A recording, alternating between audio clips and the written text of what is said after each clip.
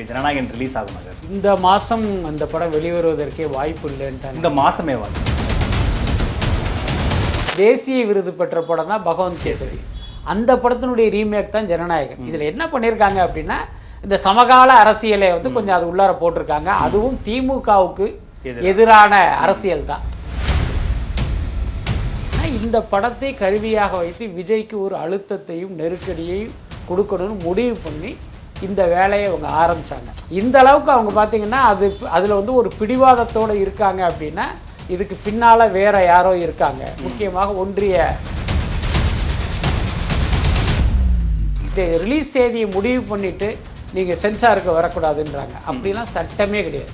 December 19 நீங்கள் படம் பார்த்துட்டீங்க ரைட்டா, அதில் ஒரு 12 நாள், இப்போ பார்த்தீங்கன்னா ஒரு 7 நாள், கிட்டத்தட்ட 20 நாள் வந்து நீங்கள் ஒரு சர்டிஃபிகேட் கொடுக்கறதுக்கு உங்களுக்கு அவகாசம் தேவையா? பெரிய நடிகர்கள் சங்கங்கள் எல்லாமே ஒரு மாதிரி அமைதியாக ஒரு மாதிரி நிசப்தமாக இருக்காங்களே. ஒருவேளை விஜய் என்னைக்கு குரல் கொடுத்துருக்காரு, நம்ம பேசுறதுக்குன்ற சில குரல்களும் இருக்கு. அதான் இப்போ ஜனநாயகன் படம் வந்துச்சு அப்படின்னா நடிகர் விஜய்க்கு மட்டும் இல்லை, அரசியல்வாதி விஜய்க்கும் ஒரு பெரிய மைலேஜ் கிடைக்கும். அதில் எந்த மாற்றமும் இல்லை. அது கிடைக்கக்கூடாது. இப்படி என்ன கண்டென்ட் அதில் பேசியிருக்காங்க சார்? அதில் அதுதான் இவ்வளவு தணிக்கை குழு இவ்வளவு போட்டு நெருக்கிற அளவுக்கான அரசியல் ஒருவேளை அரசியல் வசனங்கள் நிறையா இருக்கிறதுனால இவ்வளோ நெருக்கடியா சார்? ரொம்ப உண்மையை சொல்லப்போனால் ஜனநாயகன் என்பது இந்த படத்தை நீங்கள் தடுத்தீங்க அப்படின்னா இன்னொரு 10 நாள் 15 நாள்னு அதை அப்படி இழுத்துக்கிட்டே போகும்போது இப்போ விஜய் வந்து இன்னும் மன உளைச்சலுக்கு ஆளாவார். இப்போ யாவது வர்றீங்களா அப்படின்னு இன்னும் கூடுதலாக அவருக்கு ஒரு நெருக்கடியை கொடுக்க முடியும். அதற்கான அவகாசத்துக்கு தான் இதை பண்ணிட்டு இருக்கு. சொல்லாம அமைதியாக பயப்படுறாரு. Jananayagan Celebrity Show. Title sponsors Grand Royal Tours. We make sweet memories. Title sponsors Anu Styles. ராகங்கள் பலவிதம் ஒவ்வொன்றும் உலகத்தரம். தமிழக உற்பத்தியில் உங்கள் Anu Styles. Supported by Arabian Seafood Restaurant. Where taste meets elegance. A Square. Solid and simple. Powered by i5 Housing and Properties. தேடத விடுங்க, தேர்வு செய்யலாம் வாங்க. Call 9962 557 557. ஜெயச்சந்திரன். குறைந்த விலை நிறைந்த தரம். தங்கள் தேவைகள் அனைத்தும் ஒரே இடம். இந்தியா கிளிட்ஸ் நேயர்களுக்கு வணக்கம். இன்றைய சிறப்பு நேர்காணலில் நம்மோடு பத்திரிகையாளரும் திரை விமர்சகருமான திரு பிஸ்மி அவர்கள் நம்மோடு இணைந்திருக்கிறார். அவரை வரவேற்று நிகழ்ச்சிக்குள் போகலாம். சார் வணக்கம். சார் வணக்கம். எல்லாருக்கும் மத்தியில் இருக்க கேள்வி, ஜனநாயகன் ரிலீஸ் ஆகுமா சார்? எனக்கு தெரிஞ்சு இப்போ போகிற அந்த போக்குகளை கவனிக்கும் போது இந்த மாதம் அந்த படம் வெளிவருவதற்கே வாய்ப்பு இல்லைன்னு. இந்த மாதமே? ஆமாம், அப்படி தான் நான் கணிக்கிறேன். ஓகே. என்னென்னா இந்த விவகாரத்தில் தணிக்கை வாரியத்துக்கு ஒரு உள்நோக்கம் இருக்கிறத வந்து நம்மளால் புரிஞ்சுக்க முடியுது. என்ன காரணம் அப்படின்னா, டிசம்பர் 19 இந்த படத்தை பார்க்குறாங்க. உங்களுக்கு தெரியும், தணிக்கை நடைமுறைங்கிறது படம் பார்ப்பாங்க. பார்த்த உடனே வந்து அந்த மெம்பர்ஸ் அண்டு தணிக்கை அதிகாரியோட ஒரு டிஸ்கஷன் நடக்கும். அதில் எடுக்கிற முடிவுகளை வந்து உடனே தயாரிப்பாளரை இயக்குனரை கூப்பிட்டு உங்கள் படத்துக்கு இந்த சான்றிதழ் தர்றோம், இந்த காட்சியை நீக்கணும் அல்லது இந்த வசனங்களை நீக்கணும்னு சொல்லுவாங்க. இது ஓகே அப்படின்னா சர்டிஃபிகேட்டு வாங்கிக்கோங்க, இல்லைன்னா நீங்கள் ரிவைசிங் போங்கன்னு சொல்லுவாங்க. இப்போ இவர்களுடைய சாய்ஸ் படி அதுக்கு உடன்படுவாங்க அல்லது மறுப்பாங்க. இதான் நடைமுறை. இந்த படத்தை பொறுத்த வரைக்கும் டிசம்பர் 19 படம் பார்க்குறாங்க. அதே மாதிரி இப்போ அந்த பேனல் டிஸ்கஷன் முடிஞ்ச உடனே அவங்க வந்து ஓரலாக இவங்ககிட்ட சொன்ன விஷயம் வந்து உங்களுக்கு யூஏ சர்டிஃபிகேட் தர்றோம்னு சொல்லிட்டாங்க. அப்போ அடுத்த நாள் அடுத்த நாள் சர்டிஃபிகேட் கொடுக்கணும். ஆனால் இவங்க என்ன பண்ணாங்க அப்படின்னா, ஒரு பாடல் காட்சியில் வந்து ஒரு சண்டை காட்சியில் வந்து ரொம்ப வயலன்ஸ் இருக்கு அப்படின்னு என்ன பண்ணுறாங்க, அந்த ரூல் 33ங்கிற அடிப்படையில் அந்த ஷார்ட்டை ரீப்ளேஸ் பண்ண சொல்கிறாங்க. அதுக்கு இவங்க ஓகேன்றாங்க. அந்த மாற்றத்தையும் செஞ்சு 24 அவங்க கிட்ட அதை சப்மிட் பண்ணிட்டாங்க. அப்போ அன்னைக்கு அந்த சர்டிஃபிகேட் அவங்க கொடுத்துருக்கணும். ஆனால் இவங்க என்ன பண்ணிட்டாங்க, இன்னைக்கு ஆள் இல்லை, அவர் இல்லை, இவர் இல்லை, அடுத்த நாள் கிறிஸ்மஸ்ன்னு சொல்லிட்டு அப்படி இழுத்தாங்க. அது வரைக்கும் தணிக்கை குழுவுக்கு வந்து வேற எந்த உள்நோக்கமும் இல்லை அல்லது இருப்பதாக இவர்களுக்கு தெரியலை பட தயாரிப்பு நிறுவனத்துக்கு. அதுக்கு அடுத்து அவங்களை கான்டாக்ட் பண்ணும்போது தான் அவங்க எந்த பதிலும் சொல்லாமல், இன்னைக்கு கோர்ட்டில் சொல்கிறாங்கல்ல, இராணுவ இலச்சினையை பயன்படுத்தி இப்படி ஒரு காட்சி, மத ரீதியான காட்சிகள் இருக்குலாம் வரிசையாக சொல்கிறாங்களே, இது எதுவுமே யாருமே சொல்லவே இல்லை. ஆனால் என்னன்னா, எந்த பதிலும் சொல்லாமல் இவர் இழுத்தடிக்கிறாங்க. இந்த தகவல் எனக்கு வந்து தான் நீங்கள் கவனிச்சிங்கன்னா தெரியும், இந்த படத்துக்கு சர்டிஃபிகேட் தராமல் இழுத்தடிக்கிறாங்கிறத உலகத்துக்கு முதல்ல சொன்னதே நான் தான். இப்படி ஒரு விஷயம் நடக்குது அப்படின்ட்டு. ஏன்னா நான் உள்ளிருந்து அந்த தகவலை எடுத்தேன். இதுக்கு இடையில என்ன நடந்துச்சு அப்படின்னா, இந்த படத்தை கருவியாக வைத்து விஜய்க்கு ஒரு அழுத்தத்தையும் நெருக்கடியையும் கொடுக்கணும்னு முடிவு பண்ணி இந்த வேலையை அவங்க ஆரம்பிச்சாங்க. அதனால தான் நான் சொல்கிறேன், தணிக்கை வாரியத்துக்கு உண்மையான நோக்கம் இருக்குன்னு வச்சுங்க, இந்த படத்துல ஓவர் வயலன்ஸ், இது வந்தா அந்த சமூகத்துக்கு கேடுங்கிற ஒரு நோக்கம் இருந்துச்சுன்னா இந்த அளவுக்கு போயிருக்காது. அதை கட் பண்ண சொல்லியிருக்கலாம், என்ன வேணாலும் பண்ணியிருக்கலாம். இந்த அளவுக்கு அவங்க பார்த்தீங்கன்னா அதுல வந்து ஒரு பிடிவாதத்தோட இருக்காங்க அப்படின்னா இதுக்கு பின்னால வேற யாரோ இருக்காங்க, முக்கியமாக ஒன்றிய பாஜக இருக்கு. அப்போ இந்த படம் இப்போதைக்கு ரிலீஸ் ஆகக்கூடாதுங்கிறது அவங்க நோக்கம். இப்போ ரிலீஸ் அப்படிங்கிறது 9ஆம் தேதி, அதை விட்டா 10ஆம் தேதி, அதை விட்டா 14, அதான் லீவு. இவங்க என்ன பண்ணுவாங்க, இப்போ இன்னைக்கு பாருங்க காலையில் இந்த வழக்கில் ஜனநாயகனுக்கு சாதகமாக தீர்ப்பு வருது. உடனே இவங்க என்ன பண்றாங்க, அப்பீல் போறோன்றாங்க. அப்பீல் போறவங்க இன்னைக்கு 2 மணிக்கு கேஸ் எடுக்கிறோன்னா இல்ல நீங்க திங்கக்கிழமை எடுங்கன்றாங்க. அப்ப இதுல ஒரு நோக்கம் தெரியுதா? அப்ப திங்கக்கிழமை அன்னைக்கு பாத்தீங்கன்னா இந்த 2 நீதிபதிகள் அமர்வு ஜனநாயகனுக்கு ஆதரவாக தீர்ப்பளித்தாலும் நாங்க உச்சநீதிமன்றம் போவோம்னு தான் இவங்க போவாங்க. ஸோ அதனால தான் நான் சொன்னேன், இவங்க நிச்சயமாக இந்த படம் ஜனவரியிலேயே வருவதற்கு வாய்ப்பு இல்லைன்னு சொன்னதுக்கு இதுதான் காரணம். இதுல சென்சார் போர்டு அவங்க தரப்புல சொன்னது, நாங்க சட்டத்தை மீறி எதுவும் செய்யல, சட்டம் எங்களுக்கு கொடுத்துருக்கிற அதிகாரம், குறிப்பாக சிஓ எங்களுக்கு அதில் ஒரு வீட்டோ பவர் இருக்குது, நாங்கள் நினச்சா ரிவைசிங் கமிட்டிக்கு அனுப்ப முடியும், அந்த வீட்டோ பவரை நான் பயன்படுத்தி நான் ரிவைசிங் கமிட்டிக்கு அனுப்புகிறேன்ற ஒரு ஆர்டரை தான் சொல்கிறாங்க. சட்டப்படி தான் நாங்கள் செஞ்சுருக்கோங்க பட்சத்தில் சட்டம் இருக்கிறதா ஃபாலோ பண்ணுறாங்க. ஆனால் நான் 500 கோடி போட்டேன், ரிலீஸ் டேட்டு ஃபிக்ஸ் பண்ணிட்டேன், இந்த மாதிரியான காரணங்களை சொல்லி எனக்கு சென்சார் கொடுங்கன்னு எப்படி கேட்க முடியும்னு அவங்க ஒரு ஆர்கியூமெண்ட் வைக்கிறாங்க. அது ஒரு வேலிடான ஆர்கியூமெண்ட் தானே? இல்லை, அது வேலிடான ஆர்கியூமெண்ட் இல்லை. இங்கே என்ன முக்கியமான பிரச்சனை அப்படின்னா, சென்சார் நடைமுறை என்னங்கிறது என்ன பாமர மக்களுக்கு தெரியாது. பாமர மக்களுக்கு மட்டும் இல்லை, ஊடகங்களில் இருக்கிற நமக்கே தெரியாது. அந்த திரைத்துறை சம்பந்தப்பட்டவர்களுக்கு மட்டும்தான் இதனுடைய ஃபார்மாலிட்டி நடைமுறை என்னங்கிறதே தெரியும். அதை வந்து அவங்க தங்களுக்கு சாதகமா பயன்படுத்திட்டு இப்படி ஒரு பொய்யை சொல்றாங்க. இப்போ உதாரணத்துக்கு சென்சார் இது ரிலீஸ் தேதியை முடிவு பண்ணிட்டு நீங்க சென்சாருக்கு வரக்கூடாதுன்றாங்க. அப்படிலாம் சட்டமே கிடையாது. புரியுதா இல்லையா? என்ன நடந்துச்சு அப்படின்னா, சில பல வருடங்களுக்கு முன்பு தீபாவளி பொங்கலுக்கெல்லாம் 10 படம் 12 படம் வரும். உங்க எல்லாருக்கும் தெரியும். இன்னைக்கு தான் 1 படம் 1.5 படம் வந்துகிட்டு இருக்கு. அப்ப வரும்போது என்னன்னா, மொத்த படமும் ஒரே நேரத்துல சென்சாருக்கு வரும்போது அவங்களுக்கு ஒரு ப்ரெஷர் வந்து என்ன பண்ணுவாங்க, ஒரே நாள்லயே 3 படம் 4 படம்லாம் பார்க்குற சூழல்லாம் ஏற்பட்டுச்சு. அப்போ வந்து ஒரு சென்சார் அதிகாரி, அநேகமா அவர் பேர் ராமுன்னு எனக்கு ஞாபகம், வேற ஒரு பேரா கூட இருக்கலாம். அப்ப அவங்க என்ன பண்ணாங்கன்னா, இந்த மாதிரி எங்களுக்கு ஒரு பெரிய சிக்கல் இருக்கு, இனிமே நீங்க என்ன பண்ணுங்க அப்படின்னா, இது ரிலீஸ் டேட்டை ஃபிக்ஸ் பண்ணிட்டு வராதீங்க, நாங்க சென்சார் கொடுத்ததுக்கு அப்புறம் நீங்க டேட்டை ஃபிக்ஸ் பண்ணுங்கன்னு ஒரு வாய்மொழி உத்தரவு. என்ன அது வந்து பாத்தீங்கன்னா அது சட்டமே கிடையவே கிடையாது. அதுக்கப்புறம் இவங்களும் என்ன பண்ணாங்க, அடடா இதுவும் கூட கரெக்டா தானே இருக்குன்னு இந்த திரையுலகம் வந்து ஃபாலோ பண்ண ஆரம்பிச்சது. இதுதான் உண்மை. அதை வந்து இன்னைக்கு இங்க எடுத்துட்டு வர்றாங்க. ஏன்னா ரிலீஸ் டேட்டை ஃபிக்ஸ் பண்ணிட்டு வர்றாங்க. இன்னொன்னு, ஜனநாயகன் படம் அறிவிக்கப்படும் போதே அக்டோபர்னு டேட்டு போட்டு தான் அறிவிச்சாங்க. பராசக்தி படமும் பொங்கல்னு போட்டு தானே அறிவிச்சாங்க. அன்னைக்கு கேட்க வேண்டியது தானே, ஏன்பா டேட்டை போட்டு அறிவிக்கிறீங்கன்னு கேட்க வேண்டியது தானே. என்னன்னா அது சட்டம் கிடையாது. அதுக்கு அடுத்து டிசம்பர் 19ஆம் தேதி நீங்க படம் பார்த்துட்டீங்க, ரைட்டா? அதுல ஒரு 12 நாள், இப்ப பாத்தீங்கன்னா ஒரு 7 நாள், கிட்டத்தட்ட 20 நாள் வந்து நீங்க ஒரு சர்டிபிகேட் கொடுக்கறதுக்கு உங்களுக்கு அவகாசம் தேவையா? அதுக்கப்புறம் இந்த ரிவைசிங்கிற ஒரு விஷயம், ரிவைசிங் அனுப்புற அதிகாரம் உங்களுக்கு இருக்கு, ஆனா என்னைக்குங்கிறது தான் கேள்வி.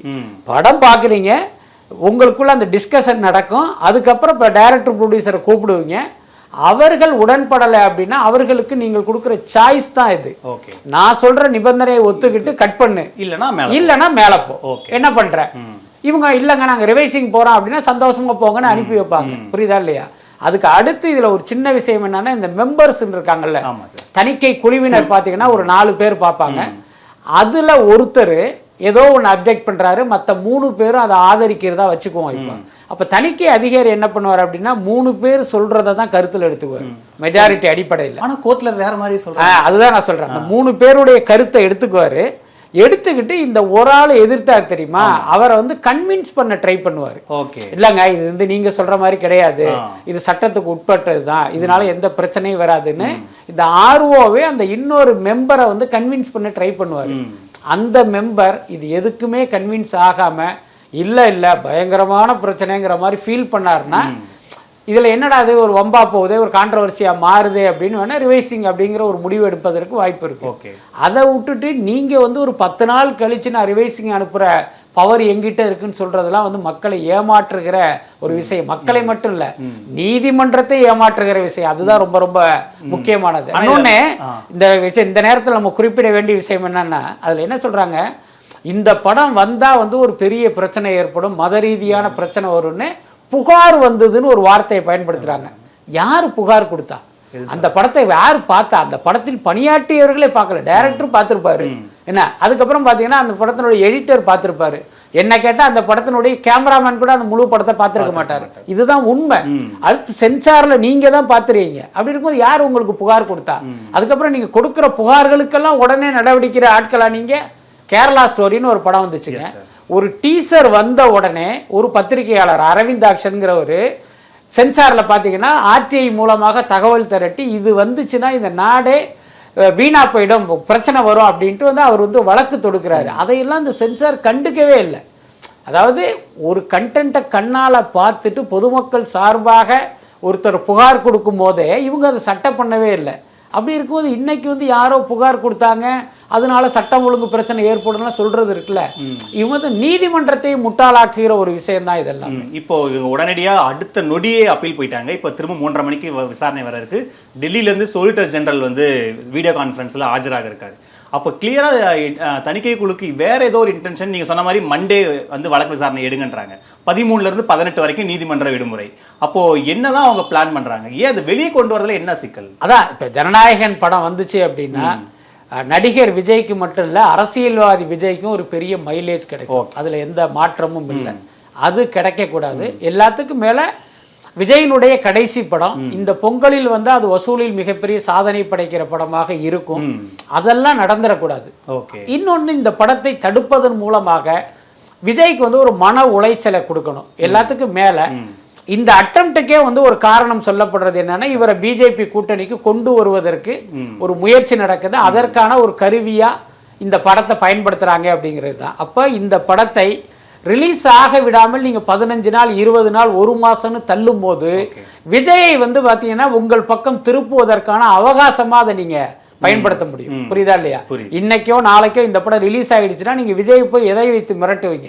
அப்ப இந்த படத்தை நீங்க தடுத்தீங்க அப்படின்னா இன்னொரு 10 நாள் 15 நாள்னு அதை அப்படி இழுத்துக்கிட்டே போகும்போது இப்ப விஜய் வந்து இன்னும் மன உளைச்சலுக்கு ஆளாவாரு. இப்ப யாரு வர்றீங்களா அப்படின்னு இன்னும் கூடுதலாக அவருக்கு ஒரு நெருக்கடியை கொடுக்க முடியும்.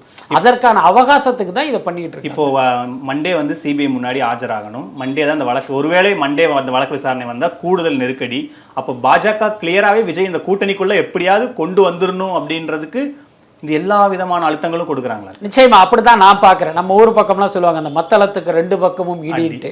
கிட்டத்தட்ட இங்க பாத்தீங்கன்னா ஒரு பக்கம் நடிகர் விஜய்க்கு நெருக்கடி, இன்னொரு பக்கம் அரசியல்வாதி விஜய்க்கு நெருக்கடி. இன்னொன்னு கரூர் விவகாரத்தை பொறுத்தவரை விஜய் நிச்சயமாக அந்த விசாரணைக்கு போய் தான் ஆகணும். அதுதான் நியாயமும் கூட.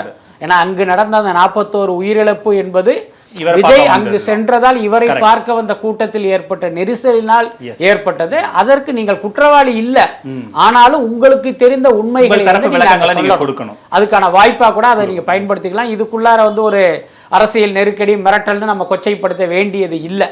அதுக்கப்புறம் எப்படி நடக்குதுங்கிறது வேற விஷயம். இன்றைக்கு உள்ள சூழலை வச்சு நம்ம சொல்றோம். ஆனா இந்த படத்தை வைத்து நடக்கிற இந்த அரசியலுக்கு பின்னால பாத்தீங்கன்னா கண்டிப்பாக பாஜகவுக்கு ஒரு உள்நோக்கம் இருக்கு. இந்த தணிக்கை வாரியத்தை அவங்க வந்து ஒரு கருவியா பயன்படுத்துறாங்க. இது வரைக்கும் இந்திய சினிமால இந்த மாதிரி நடந்ததே இல்லை. அவங்க சொல்லி கட் பண்ணி சப்மிட் பண்ண படத்தை 10 நாளைக்கு அப்புறம் நான் ரிவைசிங்க்கு அனுப்புறத படக்குழுக்கு சொல்றேன். இது வரைக்கும் தணிக்கை குழு இப்படி நடந்ததே இல்லை அப்படின்ற ஒரு பார்வை சொல்றாங்க. அது அப்படிதான் நடந்திருக்கு. உண்மைதான். ஏன்னா தணிக்கையில வந்து பல படங்களுக்கு பிரச்சனை ஏற்பட்டு அந்த படங்களுக்கு தடையே விதிக்கப்பட்டிருக்கு. அதுக்கு பெரிய உதாரணம் தமிழில் வந்த குற்றப்பத்திரிகை ராஜீவ்காந்தி கொலையை மையப்படுத்தி எடுக்கப்பட்ட ஒரு படம். அப்ப சென்சார் அன்னைக்கு என்ன சொன்னாங்க அப்படின்னா, ராஜீவ் விசாரணைன்னு ஒண்ணு பேரலா நடந்துகிட்டு இருக்கு. அப்போ வந்து நீங்களா ஒண்ணு முடிவு பண்ணி இவர் தான் குற்றவாளி அப்படி இப்படின்லாம் பண்ணிருக்கீங்க, இது ஏற்புடையது இல்லைங்கிறதுனால அந்த படத்துக்கு தடை விதிச்சாங்க. அதுக்கு பிறகு பல வருடங்கள் சட்ட போராட்டம் நடத்தி ஒரு வழியாக அந்த படத்தை திரைக்கு கொண்டு வந்தாங்க. வரும்போதே பார்த்தீங்கன்னா இவங்க அதை துண்டு துண்டா வெட்டி ஒரு பயாஸ்கோப்புக்கு பயன்படுற மாதிரி தான் அந்த படத்தையும் இவங்க கொடுத்தாங்க. அதுக்கப்புறம் பார்த்தீங்கன்னா மனுஷின்னு ஒரு படம் கோபி நயினார் இயக்கத்தில் வெற்றிமாறன் இயக்கிய படம். அது வந்து ஒரு மிகப்பெரிய அரசியலை பேசுகிற படம். அந்த படத்துக்கும் இதே மாதிரியான ஒரு பிரச்சனை இருக்கு. ஆனா இது எல்லாமே எப்ப நடக்கும் அப்படின்னா, படத்தை அவங்க பார்த்தாங்கல்ல ஆன் தி ஸ்பாட், இந்த ½ அன் அவர் டிஸ்கஷன் இருக்குல்ல, அந்த டிஸ்கஷன் முடிஞ்ச உடனே அதை சொல்லிடுவாங்க. இந்த படத்தை நாங்க விட மாட்டோம், மேல போ. இவங்க என்ன பண்ணுவாங்க, அப்ப ரிவைசிங் போவாங்க. ரிவைசிங் முடியலன்னா ட்ரிபியூனல் போவாங்க. இப்ப பாத்தீங்கன்னா ட்ரிபியூனலே இவங்க காலி பண்ணி வச்சிருக்காங்க. புரியுதா இல்லையா? அதே மாதிரி ஒரு படத்தை பார்த்துட்டு ஒரு 10 நாள் கழிச்சு இந்த இஷ்யூவை கிளப்புறதுங்கிறது என்னுடைய அனுபவத்தில் இதுதான் முதல் முறைன்னு நினைக்கிறேன்.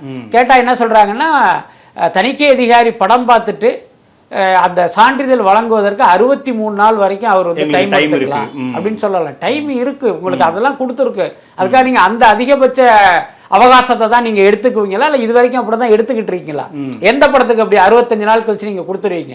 அதானே இப்ப உள்ள கேள்வி. இவங்க தட்கல், அது நாங்க 3 மடங்கு எக்ஸ்ட்ரா பணம் கொடுத்து தட்கல்ல தான் இந்த படத்தை நாங்க கொடுத்துருக்கோம். அப்படி இருந்தும் ஏன் நீங்க 20 நாள் 60 நாள் காலக்கெடுலாம் ஏன் விதிக்கிறீங்கன்னு கோர்ட்ல ஒரு முக்கியமான ஆர்குமெண்ட்டை அவங்க வைக்கிறாங்க படக்குழு. ஆமா, அதான் என்னன்னா இந்த படத்தின் மீது இவங்க வந்து ஒரு அபாண்டமான ஒரு குற்றச்சாட்டுகளை, அப்படி என்ன கண்டென்ட் அதுல பேசியிருக்காங்க சார்? அதுல அதுதான் இவ்வளவு தணிக்கை குழு இவ்வளவு போட்டு நெருக்கிற அளவுக்கான அரசியல், ஒருவேளை அரசியல் வசனங்கள் நிறைய இருக்கிறதுனால இவ்வளவு நெருக்கடியா சார்? ரொம்ப உண்மையை சொல்ல போனா ஜனநாயகன் என்பது அந்த பகவந்த் கேசரிங்கிற தெலுங்கு மசாலா படத்தினுடைய ரீமேக். அதுக்கு அடுத்தது என்னன்னா சிறந்த தெலுங்கு படமாக தேசிய விருது பெற்ற படம் தான் பகவந்த் கேசரி. அந்த படத்தினுடைய ரீமேக் தான் ஜனநாயகன். இதுல என்ன பண்ணியிருக்காங்க அப்படின்னா இந்த சமகால அரசியலை வந்து கொஞ்சம் அது உள்ளார போட்டிருக்காங்க. அதுவும் திமுகவுக்கு எதிரான அரசியல் தான். அப்ப யோசிச்சு பாருங்க, ஜனநாயகன் படத்தில் திமுகவை எதிர்த்து விஜய் வந்து அரசியல் வசனம் பேசுவது திமுகவுக்கு தானே பாதிப்பை ஏற்படுத்தும். என்ன, பாஜகவுக்கு எந்த பாதிப்பையுமே ஏற்படுத்தாது. அப்ப பாஜக இந்த படத்தை வந்து முடக்க நினைக்கிறாங்க அப்படின்னா அப்ப என்ன நோக்கமா இருக்க முடியும்? அப்ப இவரை கூட்டணிக்கு கொண்டு வருவதற்கான ஒரு உத்தியா தான் அதை பயன்படுத்துறாங்க. எல்லாத்துக்கும் மேல இவங்க என்ன சொல்றாங்கன்னு கேட்டீங்கன்னா இது மாதிரி இராணுவத்தினுடைய இலச்சினையை வந்து பயன்படுத்தியிருக்காருன்னு சொல்றாங்க. இதை வந்து நம்ம ஒரு உண்மையினே வச்சுக்குவோமே. இப்ப ஜனநாயகன் படத்துல இந்திய ராணுவ அதிகாரியா ஒருத்தர் வர்றாரு. அவரு இந்தியாவுடைய லட்சணையை பயன்படுத்தாம பாகிஸ்தான் லட்சணையை அவர் பயன்படுத்துவாரு. என்ன படம் ஒரு டவுட் இருக்கு, அதனால நாங்க மேல கேட்டிருக்கோம். என்ன அது எவ்வளவு நேரம் ஆகும்? அந்த இப்ப எல்லாம் பாத்தீங்கன்னா அந்த முதலமைச்சர்கள்லாம் மக்களை ஏமாத்த சொல்லுவாங்க, நாங்க மத்திய அமைச்சர் அரசுக்கு கடிதம் எழுதி இருக்கிறோம்னு. இதெல்லாம் எந்த காலத்துல கடிதம் எழுதி? இப்ப எல்லாம் இமெயில் காலம், வாட்ஸ்அப் காலம். உங்களுக்கு எது டவுட் இருந்துச்சுன்னா என்ன பண்ணணும்னா நீங்க அங்க கேட்டு நீங்க கிளியர் பண்ணிக்கலாமே. அதை விட்டுட்டு இதையெல்லாம் வந்து கோர்ட்ல வந்து சொல்றதுலாம் உண்மையிலேயே ஒரு நகைச்சுவையா தான் நமக்கு எல்லாமே தெரியும். ஒட்டுமொத்தமா சொல்றது, நீங்க சென்சார் போர்டு அப்படியெல்லாம் பிரஷர் பண்ணாதீங்க, நிர்பந்திக்க முடியாது. நாங்க எங்களுக்கு சில ஃப்ரேம்ஸ் இருக்கு, சில லாஸ் இருக்கு. அதுதான் நீங்க ஒன்னு சொல்றதுனால நாங்க செய்ய முடியாதுன்னு எங்களுக்குன்னு சில ரூல்ஸ் அண்ட் ரெகுலேஷன் இருக்குன்னு அவங்க இது வரைக்கும் சென்சாருக்கு இல்லாத சில விளக்கங்கள் எல்லாம் அவங்க கொடுக்குறாங்களே சார் நீதிமன்றத்தில். அதாவது இவர்கள் கொடுக்கிற விளக்கமும் இந்த தமிழ்நாடு அரசு அனுப்புகிற சட்டங்களை தீர்மானங்களை குடியரசுத் தலைவருக்கு அனுப்பாமல் காலம் தாழ்த்தி அது சர்ச்சையாகும் போது ஆர்.என். ரவி சொல்ற விளக்கமும் கிட்டத்தட்ட ஒரே மாதிரி தான் இருக்கு. எனக்கு அதிகாரம் இருக்கு, நான் அனுப்ப மாட்டேன், எனக்கு அதிகாரம் இருக்கு, நான் திருப்பி அனுப்புவேன்னு சொல்றதெல்லாம் இருக்குல்ல. கடைசியில் என்னாச்சுன்னா உச்ச நீதிமன்றத்தில் அவர் பல்பு வாங்கிட்டு வந்தாரு. கிட்டத்தட்ட இதெல்லாம் அந்த மாதிரியான விளக்கம் தான். நமக்கு என்னன்னா ஒரு அரசில் இருக்கிற ஒரு அமைப்பு ஒரு பக்கம் நீதிமன்றத்தை முட்டாளாக்குகிறது, இன்னொரு பக்கம் இந்த மக்களையும் முட்டாளாக்குது. அது ரொம்ப கவனத்தில் கொள்ள வேண்டிய ஒரு விஷயம் சார். ஒருவேளை இன்னைக்கு சிஜே கிட்ட இன்னைக்கோ அல்லது மண்டேவோ படத்தை சென்சார் கொடுங்கன்ற உத்தரவு வந்ததுக்கு அப்புறம் ஒரு பொங்கல் அன்னைக்கோ இல்ல அடுத்த வாரமோ ரிலீஸ் செய்யறதுல என்ன சிக்கல் இருக்க முடியும்? நிச்சயமாக அப்படி நடக்காது அப்படிங்கிறது தான். ஏன்னா இவங்க கொடுத்தாலே என்ன பண்ணுவாங்க அப்படின்னா இமீடியட்டா உச்ச நீதிமன்றத்துக்கு போவாங்க. அங்க போனான்னு பாத்தீங்கன்னா இவர் வரல அவர் வரல, அப்புறம் அவருடைய விளக்கத்தை கேட்கணும் இவருடைய விளக்கத்தை கேட்கணும்னு உங்களுக்கு அப்படியே டைம் போயிட்டே இருக்கும். இந்த இடைவெளியில் பார்த்தீங்கன்னா அந்த பொங்கல்ங்கிறதெல்லாம் கடந்து போயிடும். அதுக்கடுத்து பார்த்தீங்கன்னா இவர்களை பொறுத்த வரைக்கும் இவங்களுக்கு ஒரு நோக்கம் இருக்கு, இந்த படத்தை இவங்க நினைச்ச மாதிரி ரிலீஸ் பண்ண விடக்கூடாதுங்கிறதுல ரொம்ப உறுதியா இருக்காங்க. எப்போ வந்தாலுமே இந்த படம் ஒரு பெரிய கலெக்ஷன் பண்றதுக்கான பாசிபிள் இருக்கிற படம் தான். ஏன்னா கடைசி படம் பெரிய எதிர்பார்ப்போட வர படம் இல்லை. அதை விட முக்கியமான விஷயம் பாஜகவினருக்கு தெரியாத விஷயம் என்ன அப்படின்னா ஜனநாயகன் படத்தில் விஜய் அதாவது பகவந்த் கேசரிங்கிற ஒரு மசாலா படத்துக்குள்ள இவர் அரசியலை அள்ளி போட்டதே 2026 தேர்தலில் நமக்கு அது வந்து ஒரு ஃபேவரா இருக்கணும், திமுகவுக்கு வந்து அது ஒரு பேக் ஃபயரா மாறும் அப்படிங்கிற அந்த கான்செப்ட்ல தான் போட்டாரு. அதனால தான் அக்டோபர்ல இருந்த படத்தை வந்து பொங்கலுக்கு தள்ளி கொண்டாங்க. தேர்தலுக்கு ஒரு 2-3 மாசம் முன்ன வந்தா இந்த வைப் அப்படி இருக்கும், அது வாக்குகளா மாறும்னு அவர் நினைச்சாரு. இவங்க என்னன்னா விஜய்க்கு கெடுதல் நினைப்பதாக நினைத்து கொண்டு இந்த படத்தை தேர்தலை நோக்கி புஷ் பண்றாங்க. யோசிச்சு பாருங்க, இந்த படம் தேர்தல் நெருக்கத்துல வரும்போது, ஆமா இப்ப பிப்ரவரியோ மார்ச்சோ வருதுன்னு வச்சுக்குவோம் இவங்களுடைய பிரச்சனையில.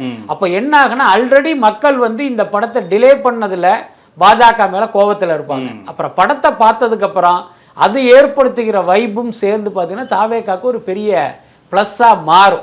சோ இவங்க விஜய்க்கு கெடுதல் நினைப்பதாக நினைத்து கொண்டு அவர்களை அறியாமலே விஜய்க்கு வந்து நல்லது பண்ணிட்டாங்க. அதுக்கு அடுத்து இன்னைக்கு இந்த படம் வந்திருந்தா நாளைக்கு பராசக்தி ரிலீஸ், இதுல இருந்து 2 காட்சியை ரெட் ஜெயண்ட் வந்து உருவிடுவாங்க, பாதி தியேட்டரை அவங்க புடுங்கிடுவாங்க, ஜனநாயகனுடைய வசூல் சாதனை பெரிய அளவில் பாதிக்கப்படும். அதெல்லாம் தெரிஞ்சுதான் அவங்க அந்த டேட்ல வர்றதுக்கு முடிவு பண்ணாங்க. இப்ப பராசக்தி நாளைக்கு வந்துட போகுது.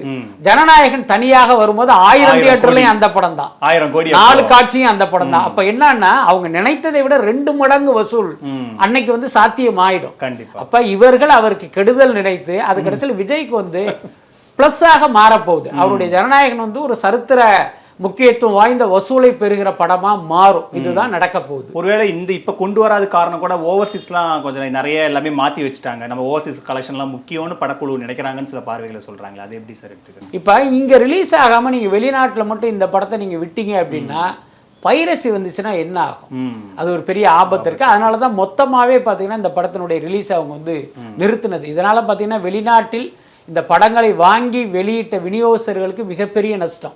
ஒரு பக்கம் ரீஃபண்ட் கொடுக்கறது, இன்னொரு பக்கம் நீங்க தியேட்டர்ல படத்தை போட்டுட்டு கேன்சல் பண்ணீங்கன்ட்டு திரையரங்க உரிமையாளர்கள் இவர்களுக்கு வந்து ஃபைன் போடுறாங்க. இதெல்லாம் நடக்குது. நிறைய பேர் ஃபோன் போட்டே நம்ம கிட்ட சொல்றாங்க. ஸோ இந்த மாதிரி எல்லாம் பிரச்சனை இருக்கு.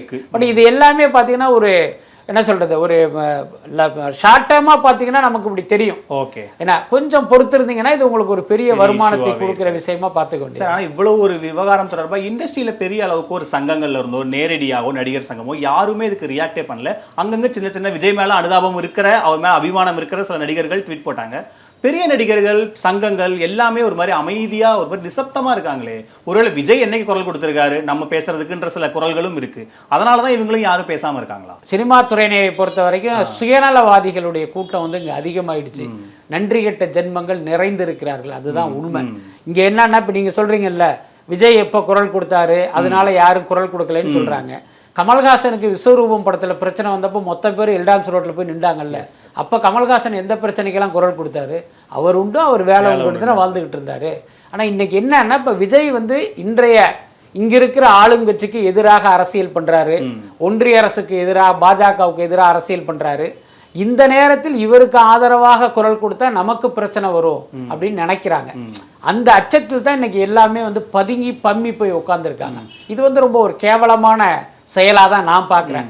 நீங்க விஜய்ங்கிறதெல்லாம் தூக்கி போட்டுருங்க. ஒரு கேவிஎன் என்கிற ஒரு தயாரிப்பாளர் 500 கோடி ரூபாய் செலவு பண்ணி படம் எடுத்திருக்காரு. அந்த படத்துக்கு இப்படி ஒரு அச்சுறுத்தல் வந்திருக்குங்கும் போது படத்துறையினர் வந்து அவருக்கு ஆதரவா நிக்கணுமா வேணாமா? நீங்க விஜய்க்கு ஆதரவா நிக்கணும்னு அவசியமே இல்லை. கண்டிப்பா வரும், அதுல என்ன டவுட் உங்களுக்கு? அப்ப அது கூட செய்யாம இந்த மாதிரி கோழைகளாக இருப்பதற்கு நீங்க எதுக்கு இந்த துறையில இருக்கணுங்கிறது தான் நம்முடைய கேள்வி. அதுக்கப்புறம் விஜய் வந்து எங்களுக்கு குரல் கொடுக்கல அப்படின்னா எந்த நடிகர் உங்களுக்கு குரல் கொடுத்திருக்காரு? புரியுதா இல்லையா? அதெல்லாம் வந்து ஒரு சொத்தையான காரணம். ஆனா நீங்க சொல்லாம அமைதியா பயப்படுறாரு. விஜய் கிட்ட பயம்லாம் இருக்காது. எனக்கு விஜய் வந்து ரொம்ப பர்சனலா தெரியும். அவர் அந்த மாதிரி ஆள் இல்ல. மற்ற எல்லாரையும் பாஜகங்கிற விஷயத்துக்கு மட்டும் அதெல்லாம் பயப்படவே மாட்டார். அவருடைய முதல் அரசியல் மாநாட்டுல என்னுடைய கொள்கை எதிரின்னு பாஜக வந்து போய் நிறுத்தி இருக்காரு. அதனால அந்த பயம்லாம் விஜய்க்கு இல்ல. ஆனா விஜயை பொறுத்த வரைக்கும் பாத்தீங்கன்னா ஒரு சாஃப்டான கேரக்டர், எல்லா வகையிலும் ஒரு மென்மையான போக்கை கடைபிடிக்கிற ஒரு கேரக்டர் தான் விஜய். இந்த சீமான் மாதிரி நரம்பு புடைக்க பேசுறது அந்த மாதிரி கேரக்டர் அவர் கிடையாது. அதனால பாத்தீங்கன்னா இதுலயும் வந்து ஒரு சாஃப்டான அணுகுமுறையை அவர் கடைபிடிக்கிறாரு. Jananayagan celebrity show. Title sponsors Grand Royal Tours. We make sweet memories. Title sponsors Anu Styles. ரகங்கள் பலவிதம், ஒவ்வொன்றும் உலகத்தரம். தமிழக உற்பத்தியில் உங்கள் Anu Styles. Supported by Arabian seafood restaurant where taste meets elegance. A-Square, solid and simple.